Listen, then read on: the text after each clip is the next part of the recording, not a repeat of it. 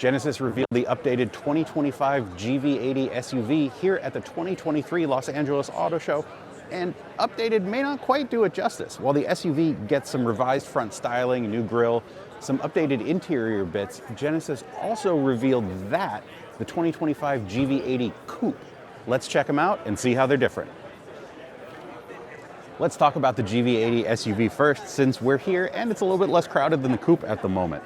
You get a new grille design, some larger air intakes, still get the same dual line headlights. Honestly, if you put this up against the 2024 GV80, you'd be hard pressed to tell the difference, but it still looks really, really good. You also get some new wheel designs for the GV80 SUV, as well as some chrome accents along the body side.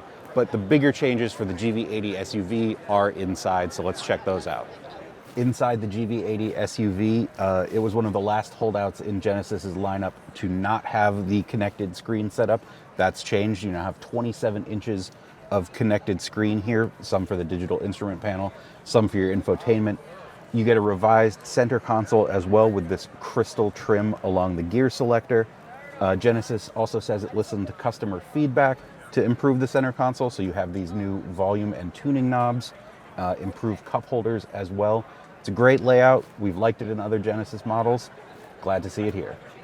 The powertrains for the GV80 SUV seem to carry over. You'll have your choice of a 2.5 liter turbocharged 4-cylinder engine that makes 300 horsepower, or a 3.5 liter twin turbocharged V6 that makes 375 horsepower.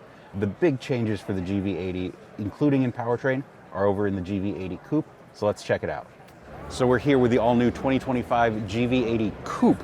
Now, from about here, doesn't look that much different. You do get coupe-specific wheel designs in either 20 or 22-inch sizes, but as you come along, obviously, the roof starts to slope down, and you get this nice rear spoiler. You get revised taillight designs as well. Honestly, I thought in photos this looked a little ungainly, but in person, I think it looks really, really good.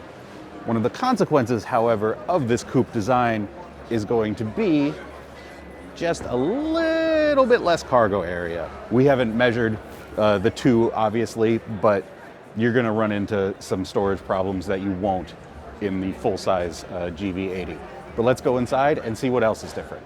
Up front, the changes are fairly minimal. The control layout is pretty much identical to the SUV version. The overall look, though, is a lot sportier. This version has bright red seat belts. You have this red stitching throughout the cabin. You can also get carbon fiber accents on the interior.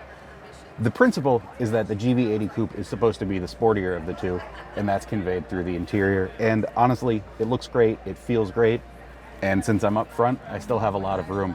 But let's check out the back and see how that goes. So here's where you start to see some of the consequences of the coupe design. I have to duck to get in, unless I want to bonk my head on the door. And then headroom is just, I'm 6'1", headroom is not great. My hair is touching the headliner. If I stretch a little bit, my head is touching the headliner.